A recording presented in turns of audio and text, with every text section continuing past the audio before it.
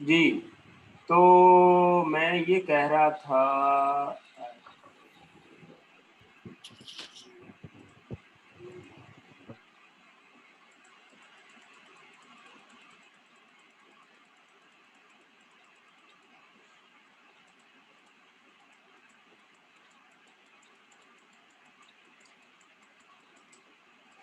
अच्छा मैं ये कह रहा था, जो आपका ये क्वेश्चन था एक स्टूडेंट का, कि जो सेकंड इक्वेशन ऑफ मोशन ये लगी है ना, ये वाली, ये कैसे आई है? देखें, काइनेटिक्स लगाई, न्यूटन सेकंड लॉ लगाया, तो आपने वही स्टैटिक वाली इक्वेशन ही लगानी है जो आपने पहले लगा ली है ना। इसमें आपने देख लेना ना, ये फोर्स लगाई थी P plus F minus W sine 15, ये जीरो के बराबर था। लेकिन अब चूंकि काइनेटिक्स है तो अब ये जीरो के बराबर नहीं है। अब किसके बराबर हो जाएगा? वो m में x के बराबर हो जाएगा। तो m में m किसके बराबर है? वो 50 के बराबर है। ax जो है वो एक्सेलेरेशन आ गया। और यहाँ पे जो फ्रिक्शन फोर्स है वो पॉजिटिव आ गई, क्योंकि एफ के जो है वो अप ही होगी, जिसकी वजह से ब्लॉक नीचे की तरफ आ रहा है। ये सबसे आपने जो गलती करनी है कि वो एफ के नेगेटिव नहीं करना, क्योंकि हमें पता चल गया है कि एफ आया था पॉजिटिव। तो इसका मतलब है कि मैग्नीट्यूड सिर्फ ज्यादा थी, डायरेक्शन बिल्कुल ठीक थी। अगर डायरेक्शन भी आ जाती ना नेगेटिव, तो फिर तो हम जो है पता चल जाता कि यार ब्लॉक जो है वो कहीं ऊपर मूव करता है। तो पी जो कि जीरो था, तो एफ के आ गया था 71.68। तो हमने पी जीरो पुट किया ऊपर वाले इक्वेशन में, और एफ के पुट किया 71.68, और ये इसमें पुट किया तो यहाँ से ए एक्स आ गया -1.105। तो नेगेटिव साइन यही शो करता है कि भाई वो नीचे की तरफ मूव कर रहा है। नेगेटिव का मतलब क्या है कि हमने ऊपर डायरेक्शन पॉजिटिव ली है। तो ये जी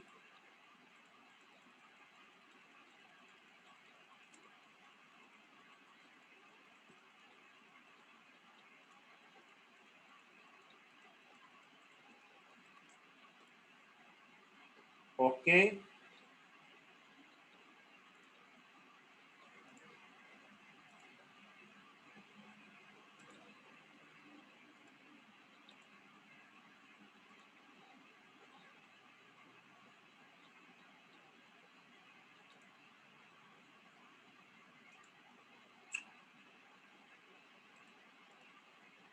सर अगर कैनेटिक्स वाला प्रॉब्लम पहले किया जाए तो फिर, कैनेटिक्स वाला पोर्शन पहले किया जाए तो फिर यार उसको पहले आप कर ही नहीं सकेंगे ना, क्योंकि वहां से एनालिसिस स्टैटिक्स का आपके पास आएगा, तो फिर ही आप कर सकोगे ना। आपको प्रॉब्लम का पता चलेगा कि एक बॉडी फॉर एग्जांपल कैनेटिक्स, आप कैसे एक्सेलरेशन निकाल के बैठ जाओगे कि उधर जो है वो आपका ब्लॉक मूव ही नहीं कर रहा, तो फिर कैनेटिक्स का क्या फायदा होगा ना, आपको गलत हो जाएगा आंसर। यही बात है, और इम्तिहान में आपको जो है वो मार्क्स नहीं मिलेंगे।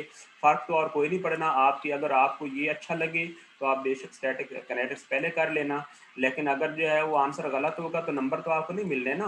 तो आपने हमेशा लॉजिक के साथ करना है। तो इस वजह से कि कहना मैं सर आज हुआ है, मैं जा रही, समझ नहीं आ रही सर, आज हवा में जा रही हैं बातें, समझ नहीं आ रही। बाद में लेक्चर देखना, सर स्टूडेंट कह रहा है कि सर आज हवा में जा रही हैं बातें, समझ नहीं आ रही है।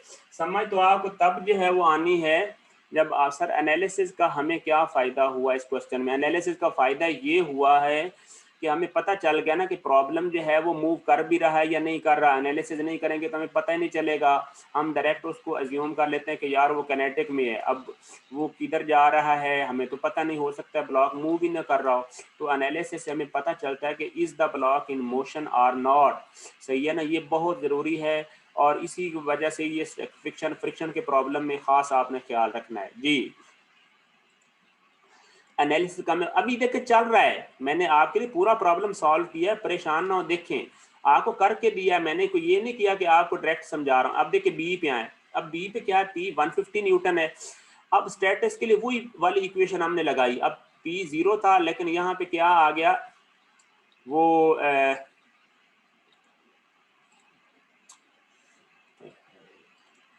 जी सर इसकी थ्योरी कहाँ से करें? थ्योरी बुक से ही करें और कहाँ से करनी है जी? जो हम प्रॉब्लम कर रहे थे, अब देखें P कितना लगाया था 150 न्यूटन। अब स्टैटिक्स में क्या 150 पुट कर दिया, F0 पुट कर दिया, और यहाँ पे ये देखें F कितनी आई है, पढ़ें आप तवज्जो से पढ़ें उसी जगह पे जहाँ पे पहले आई थी 126 आई थी, पॉजिटिव आई थी, यहाँ पे आ गई नेगेटिव 23 न्यूटन। अब नेगेटिव 23 आ गया ना, नेगेटिव से हमें इतना पता चल गया कि हमने ऊपर अज्यूम की हुई थी पॉजिटिव, तो इसका मतलब है कि वो गलत है। हमारी जो मैग्नीट्यूड आई है F150 के साथ, हमने जो ऊपर अज्यूम की हुई थी ना F पॉजिटिव, इसका मतलब है कि वो गलत है। इसका मतलब है कि फ्रिक्शन उस टाइम एक्चुअली क्या है, वो नीचे की तरफ है। सर एक दफ़ा एक्सिस का बता दें और फ्रिक्शन की डायरेक्शन का बता दें। यार एक्सिस का मैं क्या बताऊं, एक्सिस का मैंने यही बताया था, ये देखो एक्सिस का बताने दो। देखो मैंने एक्सिस का यही बताया है, ऊपर आया ना प्रॉब्लम में। लेकिन एक्स डैश आपने हमेशा उस तरफ ले लेना है जिस तरफ जो है वो फोर्स मूव कर रही है ना, अपनी आसानी के लिए, ताकि आपको ये फोर्स तो हमेशा पॉजिटिव होती है ना इस तरफ, और वाई आप परपेंडिकुलर ले लें और इनका नाम एक्स डैश और वाई डैश रख लें, क्योंकि एक्स आप हॉरिजॉन्टल लेते हैं और वाई लेते हैं परपेंडिकुलर वर्टिकल। तो इस वजह से उनसे थोड़ा फर्क रखने के लिए आप कंफ्यूज ना हो, आप इसको कर लें एक्स डैश और वाई डैश। ठीक हो गया। अब ये जो एफ होती है ना फ्रिक्शन, जब एनालिसिस करना होता है इसको अज्यूम करते हैं, इसको हम पक्का नहीं बता सकते। आपकी मर्जी होती, चाहे नीचे रख लेते और आप ऊपर कर लेते इसको डाउन, यानी एक्स डैश में कर लेते या नेगेटिव में, वो कोई मसला नहीं। आपका अगर साइन आ जाता है पॉजिटिव तो इसका मतलब है आपके आपके अज्यूम डायरेक्शन ओके है। लेकिन मैग्नीट्यूड का फिर देखना क्या क्या मैग्नीट्यूड वो ठीक है या नहीं। अगर एफ की मैग्नीट्यूड जो है वो एफ एस से ज़्यादा होगी तो फिर इसका मतलब है कि डायरेक्शन तो ठीक है, लेकिन मैग्नीट्यूड क्योंकि ज़्यादा आ गई है, लेकिन एफ एस से ज़्यादा हो नहीं सकती, तो इसका मतलब है ब्लॉक कहीं मूव कर रहा है। और वो जो यानी कि जो मैग्नीट्यूड आती है वो एफ के बराबर आती है, तो आपने एफ के पुट कर लेनी, आसान सी बात है।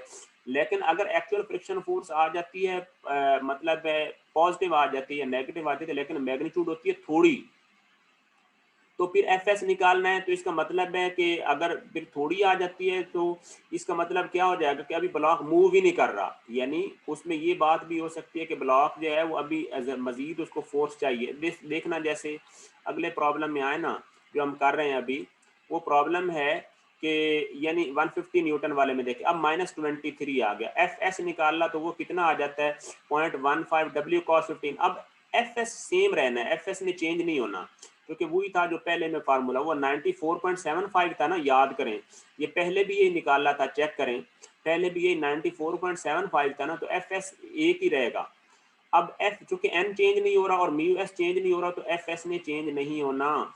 एन भी सेम है जब तक इंक्लिनेशन चेंज ना हो, तो म्यू एस भी सेम है, तो एफ एस चेंज नहीं होगा। तो -23 का अब मैग्नीट्यूड को कंपेयर किया ना, यानी हमने देखा कि एफ एस की जो मैग्नीट्यूड है, ये मैग्नीट्यूड मैंने डायरेक्ट बताई नेगेटिव साइन को इग्नोर करके, वो एफ एस से लेस है। तो इसका मतलब है ब्लॉक डज नॉट मूव। जब ब्लॉक मूव ही नहीं कर रहा तो ए एक्स 0 हो गया, तो नो फ्रिक्शन एनालिसिस।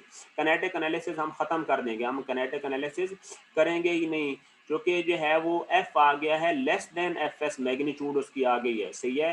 तो इसका मतलब एक्सेलेरेशन कितना आ गया, 0 acceleration, no kinetic analysis, problem खत्म, सही है। अब सी में आ जाएं, पी कितना दिया हुआ है 300 न्यूटन, यहाँ पे उसी उसी इक्वेशन में पुट करें 300 प्लस एफ डब्ल्यू साइन 15, यहाँ से एफ आ जाता है -173, एफ कितना आ जाता है -173। अब आप खुद देख लें, माइनस भी आ गया, माइनस से आपको ये पता चला कि यानी जो फ्रिक्शन फोर्स है यानी नीचे होनी चाहिए ना, तो मतलब ब्लॉक ऊपर मूव कर रहा है, हमें एक यहाँ से ये पता चला। दूसरा फिर मैग्नीट्यूड देखना है, तो -73 एफ एस से ग्रेटर है, चूंकि एफ एस थी 94.75, तो इसका मतलब है जो ब्लॉक मूव्स अप जो है वो करता है, और एक्चुअल फ्रिक्शन फोर्स कितनी है वो एफ के बराबर है, और एफ के कितना है वो -0.15, और एन सेम है तो वही आ जाती है 71 पॉइंट जो है, वही आ गई ना, सेम बिल्कुल वही आ गई यार, 71.06 थी। देखें फर्स्ट आर्टिकल में भी चेक करें यही थी या नहीं, ये देखें 71.68 थी, तो वही लिखी हुई है, और कोई नई चीज़ तो लिखी हुई नहीं, ठीक है ना। 71 पॉइंट जो है वो 06 जो है वही आ जाती है। अब कैनेटिक्स जो है वो पुट की, लेकिन अब क्या है यहाँ पे आपने ये ख्याल रखना है कि पी और ये -एफ के आ गया ना, क्योंकि अब देखें पहले थी जो आप फर्स्ट केस कर रहे थे जब पी 0 था तो एफ हमारे पास पॉजिटिव आया था और वो अप था, लेकिन अब आपने चूंकि जब प्रॉब्लम सॉल्व किया है तो हमारा आंसर ये नेगेटिव आया, तो हमें इसी नेगेटिव से पता चल गया कि फ्रिक्शन फोर्स की एक्चुअल जो डायरेक्शन है वो नीचे की तरफ है। जब फ्रिक्शन की नीचे की तरफ डायरेक्शन हो तो इसका मतलब ब्लॉक ऊपर की तरफ मूव कर रहा है, ब्लॉक क्या है वो ऊपर की तरफ मूव कर रहा है। तो नेगेटिव एफ के अलॉन्ग है तो इसका मतलब है माइनस एफ के आ गया और माइनस डब्ल्यू साइन 15 आ गया और ये 50 ए एक्स आ गया। तो यहाँ से इसको सॉल्व किया तो ये आ जाएगा 2.04। तो डायरेक्शन क्या हो जाएगी, पॉजिटिव अलॉन्ग एक्स डैश के अलॉन्ग हो जाएगी। ये प्रॉब्लम था और इस प्रॉब्लम में कोई क्वेश्चन है तो कर लो, लेकिन हमने एक दो प्रॉब्लम और करने हैं, इस वजह से आप हमने ये सेशन पूरा करना है, इस वजह से आप लोग जो है वो कंटिन्यू रखें। अभी कोई क्वेश्चन है तो जो है ना वो कर लें, शाबाश। ये प्रॉब्लम एनालिसिस का था, आई होप आप बाद में एक दफ़ा करना क्योंकि नया चैप्टर है तो मुश्किल नहीं था, सही है ना, आप इसको समझ आ जाएगा। सर जी रोज़े हैं, सही है ना, हाँ जी यार। ये देखिए मैंने अभी बकवास पहले की है कि चैट में कुछ ऐसा लिखोगे तो मैं भाई रिमूव कर दूंगा, सही है ना। अब आप यहाँ पे जो है ना वो आपने पढ़ना है तो पढ़े, नहीं तो इधर से जो है ना वो लीव कर जाएं। आपको कौन सा इधर कोई बांध के रखा हुआ है मैंने, सही है। फिर स्टूडेंट जो है ना मेरे बारे जो है ना वो बाद में कहते हैं जी कि जी इसका एटीट्यूड ठीक नहीं है, ये स्टूडेंट से बदतमीजी से बात करता है। तो मैं भाई आप लोगों को क्या कब रिक्वेस्ट करूं, हम आपका सोच रहे हैं, बस छोड़ें मुझे छोड़ें। सर जी नियरली 70% समझ आ गई है, हाँ जी बाकी भी समझ आ जाएगी, ठीक है ना नादिर, कोई ऐसा मसला नहीं। सर हम आपका सोच रहे हैं, मुझे छोड़ें बस। सर नहीं सर हम आपका एटीट्यूड अच्छा है, हाँ एटीट्यूड अच्छा है। एटीट्यूड जो है ना वो पता चलता है फिर जब आप लोगों का रिजल्ट आता है ना और आप लोग फिर उस टाइम रोते हैं ना, तो उस टाइम आप लोगों को मेरा एटीट्यूड फिर बड़ा बुरा लगता है बाद में, सही है। तो आप पढ़ना शुरू कर, सर आप पढ़ें, सर हम पढ़ रहे हैं, ठीक है ना जी। तो मैं पढ़ा ही रहा हूँ, तवज्जो रहे यार अपना, क्या मैं बात कर रहा था। ये देखो अब देखो असल पता क्या है, जब आप बंदा स्लो स्लो समझाएगा, थोड़ा टाइम जो है वो इस पर ज़्यादा लगाएगा तो प्रॉब्लम थोड़े होंगे। तो फिर अब आप कहते हैं कि यार मैं इसमें क्या करूँ, अगर अगर मैं जल्दी जल्दी तेज़ तेज़ समझाऊंगा तो फिर प्रॉब्लम ज़्यादा हो जाएंगे, लेकिन फिर आपने कहना कि समझ नहीं आई। अगर स्लो समझाऊंगा तो भाई उस पर टाइम लगेगा, ठीक है। अब देखो ना हमने सिर्फ अभी मर के 2 प्रॉब्लम किए हैं इसके एक आर लेक्चर में, अब मैंने सॉल्व भी किए हुए हैं, लेकिन अब आपको समझ आना बड़ा मतलब है। अब देखें ये जो प्रॉब्लम है ना 3/3, ये प्रॉब्लम आप खुद करेंगे, यानी ये प्रॉब्लम आसान सा है। अब इस पे आ जाए, प्रॉब्लम एक बड़ा इंटरेस्टिंग करते हैं। प्रॉब्लम है ये वाला, देखते जाना चलते जाना, 3/4। ये प्रॉब्लम है बड़ा आसान इंटरेस्टिंग है, तवज्जो अगर रहेगी तो बहुत आसान नहीं होगी। वो कहता है कि a man pulls himself up the 15 degree incline. आप देख रहे हैं ये कार्ड पे जो है ना वो आदमी है और इसने ये रस्सी के साथ जो है ना वो पकड़ा हुआ है, खींच रहा है, और ये पुलिस फ्रिक्शन लेस हैं। इससे वो कह रहा है कि इससे जो है ना वो ऊपर जा रहा है इस इंक्लाइन प्लेन के ऊपर। A man pulls himself up the 15 degree incline by method shown if the combined mass of the man and the cart is 100 kilogram. वो कहता है कि अगर इसकी टोटल मैस इस पार्टिकल की कितनी है, 100 किलोग्राम है। determine the acceleration of the cart if the man exerts a pull of 175 Newton on the rope। वो कहता है कि इस पॉइंट पे अगर वो 175 मतलब न्यूटन फोर्स लगा रहा है तो बताएं कि जो है वो कितना यानी कि उसका एक्सेलेरेशन होगा।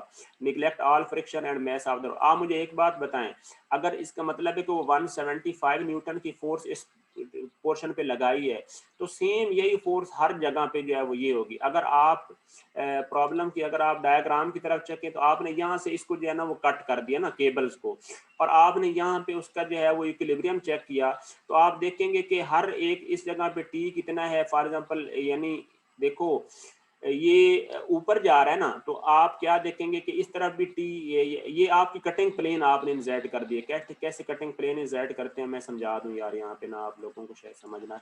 देखो जब भी आपने प्रॉब्लम की जो है ना वो ये पुलिस के ये प्रॉब्लम जब आप करते हैं ना तो आपने करने ऐसे होते हैं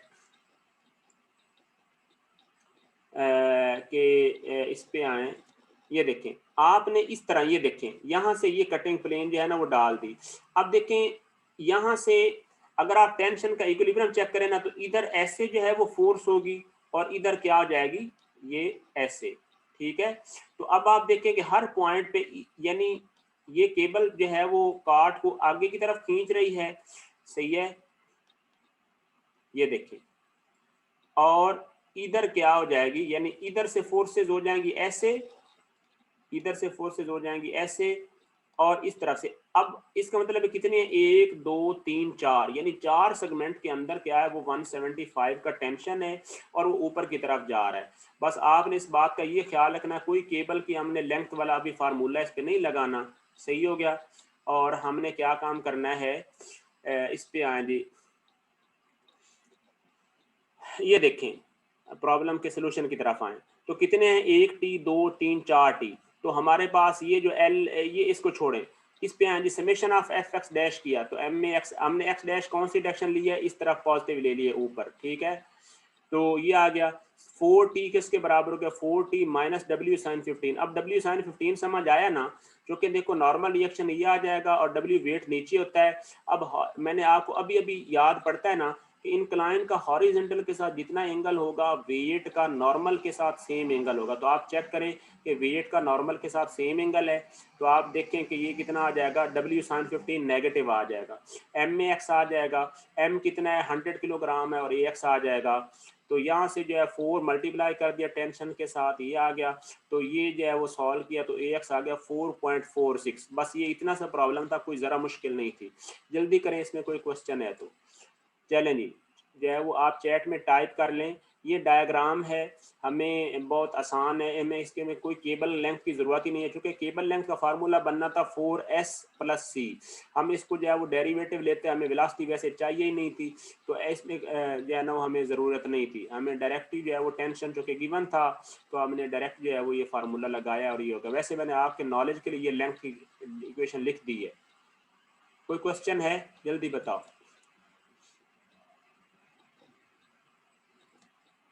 इस प्रॉब्लम में अगर आपका कोई क्वेश्चन है तो बता दो। एफ एक्स डैश माइनस 40 जी। सर ये एनालिसिस वाली प्रॉब्लम है और कनेटिक वाली प्रॉब्लम में क्या फ़र्क है। एनालिसिस वाली प्रॉब्लम वो होती है जहाँ पे म्यू एस और म्यू के दिए हों। एनालिसिस कहाँ पे होता है, जहाँ पे फ्रिक्शन दी हुई हो, म्यू एस और म्यू के दोनों दिए हो, प्रॉब्लम का पता ना हो कि यार ब्लॉक मूव कर रहा है या नहीं कर रहा, ठीक है ना। और जो कनेटिक वाली है उसका ऐसे पता चलता है कि वो खुद ही बता देता है। जैसे अब मेरी बात सुने, अगर ये वाला आप प्रॉब्लम देखें ना, तो उसने खुद जब कह दिया कि आदमी अपने आप को ऊपर खींच रहा है, तो जब वो खींच रहा है तो इसका मतलब वो इतना टेंशन तो डेवलप कर रहा है कि वो मूव कर रहा है, तो हमें इसमें स्टैटिक एनालिसिस की जरूरत नहीं है। ये बात है, ओके हुआ या नहीं हुआ, सही है ना। यानी देखो एक चीज मेंशन कर दी जाती है यार उसकी वेलोसिटी ये है, तो फिर आपको परेशानी की जरूरत नहीं, आपने डायरेक्ट किनेटिक्स में चले जाना है। लेकिन अगर वो कह देता है कि म्यू एस और म्यू के गिवन है, तो आपने एनालिसिस करना है कि यार ये मूव करता भी है या नहीं करता, ये जरूरी है। ये बात याद रख ले, मैं आपको सारी चीज़ें बता तो रहा हूँ, लेकिन अब एग्ज़ाम में आपने बस इन बातों का ख्याल रखना है। जब एक चीज़ की वेलोसिटी दी हुई है तो इसका मतलब है। अब ये जो है वो एक इंटरेस्टिंग प्रॉब्लम है, बहुत इंटरेस्टिंग है। इस तरह के प्रॉब्लम आपको कंफ्यूज करते हैं। ये प्रॉब्लम 3/5 बहुत अच्छी तरह समझना, बड़ा आसान और इंटरेस्टिंग है। मैं एक दफ़ा प्रॉब्लम पढ़ दूँ। वो कहता है कि 10 मेगाग्राम, कितना है, 10 मेगाग्राम ट्रक, ये वाला ट्रक है 10 मेगाग्राम का, halls the 20 megagram trailer. Halls का मतलब क्या होता है, ये खींचना होता है, हॉल्स मीन्स खींचना, ठीक है ना। यानी उसको जो है ना वो खींच रहा है, यानी आगे मूवमेंट दे रहा है, हॉलिंग, ठीक है। Hall the 20 megagram trailer if the unit यानी टोटल, यानी ट्रक और ट्रेलर मिल मिला के, if the unit start from rest on a level road with a tractive force of 20 kilo Newton, यानी वो कहता है कि इसको जो है ना वो ट्रैक्टिव फोर्स वही होती है जिससे वो आगे जा रहे हैं, इस पर लग रही है, between the driving wheels of the truck and the road, compute the tension T in the horizontal drawbar and acceleration A of the rig। सुने, वो कहता ये है कि ये आपने फाइंड करना है कि tension T in the horizontal drawbar। अब ये आप देखते हैं रेड सी जो नजर आ रही है, ये जो रेड सी नजर आ रही है, ये उसके दरमियान कनेक्शन लगा हुआ है ना, कि जिससे जो है वो आपका ट्रेलर ट्रक के साथ कनेक्ट किया हुआ है। वो कहता है इसको ड्रा बार उसका नाम रखा है। वो कहता है कि इसके अंदर टेंशन कितना डेवलप हो रहा है, ये आपने फाइंड करना है, ये वाला टेंशन, सही है। और ये करना क्या है कि आपने रिग का मतलब है पूरे, आपने ट्रक और ट्रेलर का एक्सेलेरेशन सेम होना है जो कि सिंगल पार्टिकल है। तो आपने सबसे पहले क्या है कि पूरे का एक्सेलेरेशन निकाल लेना। जब पूरे का एक्सेलेरेशन निकाल लोगे तो एक्सेलेरेशन हमारे पास आ जाएगा। एक्सेलेरेशन निकालने के बाद आपकी मर्जी है कि ये जो आपका ये जो ड्रा बार है ये ट्रक के साथ भी कनेक्ट किया हुआ है और ट्रेलर के साथ भी। आप दोनों, मैंने आपके लिए दोनों किए, आप अगर कहीं इसका सोल्यूशन देखेंगे तो वो एक को सॉल्व करता है। मैंने दोनों से प्रूव आपको कर दूंगा सॉल्व करके कि दोनों से आपका आंसर सेम आएगा। इसके अंदर टेंशन क्या है, आप चाहे ट्रेलर ले लें चाहे ट्रक ले लें, आपका आंसर सेम आएगा। सही है। लेकिन ये कैसे होता है, प्रॉब्लम आसान सा है। बात इतनी है कि उसने खुद बता दिया 20 किलो न्यूटन फोर्स। प्रॉब्लम है जी 3 स्लैश जो है वो कौन सा है यार, 4 मैंने किया ही, 5 है। सही है, 3/5। अब देखें प्रॉब्लम आसान है, मैंने डायरेक्ट सॉल्व किया है। आप देखिए मैंने इक्वेशन नहीं लिखी, मैंने क्या लिखा है, वो आगे की तरफ जो कि जा रहा है तो कितना है 20 जो है वो किलो न्यूटन ट्रैक्टिव फोर्स है। तो 20 किलो न्यूटन को न्यूटन में कन्वर्ट किया, 20 मल्टीप्लाइड बाई 1000 ये फोर्स है। और टोटल मैस जिसको वो खींच रहा है वो कितनी है, वो है 20 मेगाग्राम का ट्रक है और 10 मेगाग्राम का जो है वो ट्रेलर है। यानी 10 मेगाग्राम का क्या ट्रक है और 20 का ट्रेलर है। तो कितना हो जाएगा 20 + 30 मल्टीप्लाइड बाई 10 रेज़ पावर 6, जो कि 1 मेगाग्राम कितना होता है 10 रेज़ पावर 6 ग्राम के बराबर होता है। इसको 10 रेज़ पावर 3 पे डिवाइड किया। क्यों डिवाइड किया, ताकि किलोग्राम में कन्वर्ट करने के लिए। मैस आ गई किलोग्राम में। ये बात समझ आई है या नहीं, जल्दी बताएं, चैट में टाइप करें। ये जो पहली इक्वेशन मैंने लिखी है 20 इज इक्वल टू, ये मैस आ गई ना, टोटल मैस आनी है किसकी, उसके जो कि एक्सेलेरेशन दोनों का होना है इकट्ठा। 10 का भी आना है 20 का भी। 10 इज पावर 6 आ गया और किलोग्राम में कन्वर्ट किया तो ये आ गया एक्सेलेरेशन, ए आ गया। हाँ जी, कोई क्वेश्चन है इस इक्वेशन में राइटिंग में? नो क्वेश्चन, बताएं जी।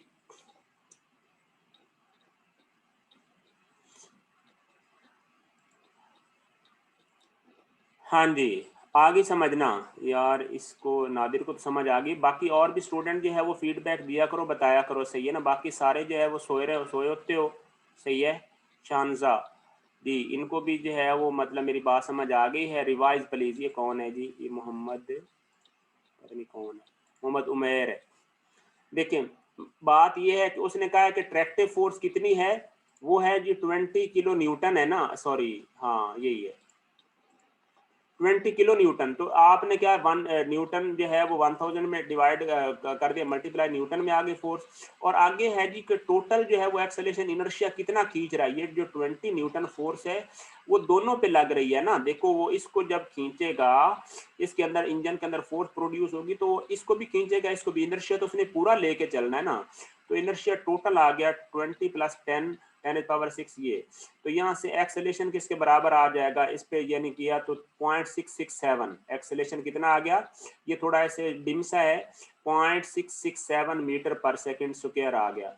इसका मतलब है tension can be found using either truck और द ट्रेलर इंडिपेंडेंटली।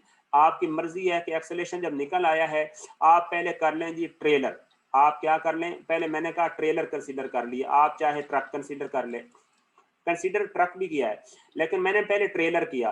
अब आप मुझे बताएं कि ये ट्रेलर है 20 मेगाग्राम का। मैंने कहा कि यार इस बार के अंदर टेंशन क्या है, टी है। तो ये जो है वो एक्शन एंड रिएक्शन से आप देखेंगे कि इसको जो है वो टेंशन इस तरफ होगा ना, खींच रहा होगा आगे की तरफ। तो मैंने टी लिखा है ये और इस पर कोई फोर्स नहीं है, इसको टेंशन टी खींच रहा है ड्रॉ बार के अंदर। तो टेंशन टी किसके बराबर हो जाएगा, न्यूटन सेकंड लॉ से। हो जाएगा 20 मेगाग्राम 10⁻⁶, तो ये किलोग्राम में कन्वर्ट हो गया। और एक्सेलेरेशन हमने अभी अभी निकाला है, वो इसका भी सेम है उसका भी सेम है। यानी मैस ऑफ ट्रेलर आ गई और एक्सेलेरेशन ऑफ रिग आ गया। टोटल का जो एक्सेलेरेशन होना है वही आना है दोनों का। हर देखो जब आप एक पूरी ट्रेन का भी एक्सेलेरेशन निकालो तो उसके हर डिब्बे का सेम एक्सेलेरेशन होता है, बस ये याद रखें। सही है। अब यहाँ से टेंशन कितना आ गया, ये 13 30 40 यानी न्यूटन या किलो न्यूटन आ गया 13.34। ये आपने कर लिया यानी ट्रेलर को कंसीडर करके। अगर आप ट्रक को कंसीडर करते हैं तो फिर क्या होता है, ट्रक को कंसीडर करेंगे तो टेंशन टी साफ जाहिर है, देखिए ना, यानी टेंशन टी 20 मेगाग्राम को आगे की तरफ खींच रहा है, तो 10 मेगाग्राम को ये जो है वो टेंशन सेम हुई बैकवर्ड खींच रहा होगा। तो ये टेंशन जो है वो इस तरफ आ गया। देखिए ना, इस पे ये जो ट्रक पे टेंशन क्या इस तरफ आ गया, लेफ्ट की तरफ। सही हो गया। और अब आप देखें कि ये जो है वो जो ट्रैक्टिव फोर्स है, क्योंकि इस पर ट्रैक्टिव फोर्स भी तो लग रही थी ना, जो कि कितनी थी, वो थी 20 किलो न्यूटन की। वो सिर्फ ट्रक पे लग रही थी, ट्रेलर पे नहीं लग रही थी। सिर्फ जो फोर्स लग रही थी वो किस पे लग रही थी, ट्रक पे। तो इसके अंदर 20 किलो न्यूटन की ये ट्रैक्टिव फोर्स भी आ गई और माइनस इसमें जो है वो टी आ गया, जो कि जो है वो ट्रेलर में सिर्फ जो है वो टेंशन आना है, जो कि उसमें ट्रैक्टिव फोर्स नहीं थी, लेकिन जो ट्रक जब आप करेंगे तो उस पर जो है वो ये ट्रैक्टिव फोर्स भी आएगी। तो इसमें से माइनस टेंशन जो है वो यानी किया, जो कि ट्रैक्टिव फोर्स आगे की तरफ है, टी पीछे की तरफ है, नेगेटिव की तरफ। तो ट्रक का जो है कितना है, 10 मेगाग्राम है, किलोग्राम में कन्वर्ट किया 0.66। अब देखें ये आ जाएगा 20,000 न्यूटन माइनस टी 10, ये देख लें 20 और ये टी इसमें से माइनस किया तो ये एग्जैक्ट आ गया 13.330। उधर ये है वो 334 किलो न्यूटन आता था, यानी इधर आ जाता है 33, यानी एग्जैक्ट आ जाता है और यही आंसर है। ओके हुआ है या नहीं हुआ? चलें जी, आज के लिए फिर इतना ही, सही है ना? तो अब यहाँ तक कोई क्वेश्चन है तो कर लो। क्वेश्चन तो और भी बड़े पड़े हैं, लेकिन मैं आप लोगों का जो है ना वो ज़्यादा टाइम नहीं लेता। हमारा वैसे भी 10 मिनट जो है ना वो ऐड करने में लग गए थे, तो 13 मिनट पे लेक्चर स्टार्ट हुआ था, तो मैंने पूरा 1 आवर ही लिया, कोई ज़्यादा टाइम नहीं लिया, क्योंकि जो ऐड करने का टाइम है वो अलग होता है। मैंने 1 आवर अलग लेना है, जिसमें जो है वो मैं आपको समझा देता हूँ। तो ये प्रॉब्लम चले यहाँ तक बन गए, मैंने लिस्ट सेंड कर दिया, आगे प्रॉब्लम पढ़ के आना कल। इंशाल्लाह हम कल ज़्यादा पेस से वर्क करेंगे और फिर हम ये इस दफ़ा स्पेशल लेक्चर में भी हम यार प्रॉब्लम करेंगे, क्योंकि इसमें प्रॉब्लम ज़्यादा हैं। बाकी यार देखो मेरे भाई, लेक्चर में टाइम थोड़ा होता है और इसमें सारे हो नहीं सकते। वैसे कहें तो आपको मैं अगला प्रॉब्लम भी करवा दूँ, ये वाला, ये भी बड़ा इंटरेस्टिंग है 60 किलोग्राम वोमन वाला, लेकिन यार छोड़ें, आपका लेक्चर 1 आवर का पूरा हो चुका है, आप कर ही लेना। ये मैं इंशाल्लाह करवा दूंगा, क्योंकि अभी आप लोगों का जो है ना वो मिजाज नहीं बन रहा, तो मैं ज़बरदस्ती नहीं करना चाहता। ठीक है, चलें जी। तो ये जो है वो मैं अब एंड कर रहा हूँ। अब आपका कोई क्वेश्चन है ना अभी जो हो गए हैं उनमें कर लें, आप जी भर के कर लें, कोई क्वेश्चन वॉइस कर लें। मैं आपके क्वेश्चन जो है ना वो देने के लिए, आंसर देने के लिए बैठा हूँ। अभी हम कम से कम 5 मिनट जो है ना वो आपको क्वेश्चन जो है ना आप मुझे वॉइस कर दें या फिर आप चैट में टाइप कर दें, सही है। आप अभी जब तक जितने प्रॉब्लम हो गए मैं आपको पीछे से रिवाइज कर देता हूँ, ताकि जो है वो उसमें अगर किसी में कोई पॉइंट आपको समझ नहीं आया। प्रॉब्लम हमने 1 2 काफ़ी की हैं, 3 और 4 प्रॉब्लम की हैं हमने एक लेक्चर में, सही हो गया। तो चलें काफ़ी हैं, सॉल्व तो हो गए हैं। एक पेज कर लिया है, बाकी भी हम इंशाल्लाह कर लेंगे। जी सर, क्विज का पेज होगा सर, क्विज क्या पेज होगा? हाँ जी, क्विज क्या पेज होगा, सही है सर। क्विज जो है वो इंशाल्लाह जो है वो मैं इंशाल्लाह देखता हूँ, आज रात तक रेडी हो जाता है तो कल सुबह तक मैं बता दूंगा, सही है ना, जो कि अभी मैंने बनाना है क्विज, सही है। क्विज किस पर होगा? एडमोडो पे होगा, एडमोडो पे होगा वो क्विज ऑनलाइन ही। वो मैं इंशाल्लाह बनाता हूँ तो फिर ही है। अगर देखिए क्विज ना भी बने, परेशान ना हो, वो हम मिड टर्म का जो कि फिजिकल एग्ज़ाम होना है हम उसके साथ बना, उसका अकाउंट कैसे बाबा जी ये देख लें, ये देख लें उसका अकाउंट कैसे बनाएंगे, सही है ना। वो बनाओगे जैसे आपका बनता है, बाकी अकाउंट बनाते हो फेसबुक का। क्विज एमसीक्यू पोस्ट होगा नहीं? हाँ, ये क्विज एमसीक्यूज ज़रूरी नहीं होते, फिल इन द ब्लैंक्स भी हो सकते हैं और ट्रू एंड फॉल्स भी हो सकते हैं, उसमें एमसीक्यूज भी हो सकते हैं, ट्रू एंड फॉल्स हो सकते हैं और फिल इन द ब्लैंक्स, ये 2 चीज़ें मुझे है ना बड़ी ज़रूरी होती हैं, ठीक है ना। शॉर्ट क्वेश्चंस नहीं होंगे, लेकिन क्या है, फिल इन द ब्लैंक्स होंगी या फिर जो है वो होगा। ओके, अब यार कोई प्रॉब्लम के बारे में भी करो यार, थ्योरेटिकल होगा या प्रॉब्लम्स होंगे, सारा कुछ होगा, बस क्विज जैसे होता है वो होता है यार। प्रॉब्लम सॉल्व तो उसमें होने हैं ना, कोई शॉर्ट सा जो है ना वो किसी के बारे में कोई एनालिसिस दिया हो सकता है, या आपको फिर पता चलेगा। ये सिर्फ और सिर्फ जो है वो किसी तरीके से जो है ना वो सब्जेक्ट को नहीं समझेंगे, ये सिर्फ और सिर्फ जो है नंबरों के जो है ना वो बस परिस्तार सारे हैं यहाँ पे। अक्सर जिनको कोई इसकी फ़िक्र पड़ी हुई है ना, ये इनका सब्जेक्ट के बारे में ज़ीरो नॉलेज है, इनको सब्जेक्ट की समझ ही नहीं होगी, और ये सिर्फ और सिर्फ जो है ना वो क्विज़ कहेंगे किसी तरीके से हमारे पास नंबर आ जाएँ किसी जायज़ और नाजायज़ वे से, बस हमें वो चाहिए, ठीक है। चलें जी, मैं अब फिर मेरा ख्याल ख़त्म ही कर रहा हूँ, आप लोगों का जो कि इसके बारे में क्वेश्चन कर ही नहीं रहे, तो चलें जी, अल्लाह हाफ़िज़।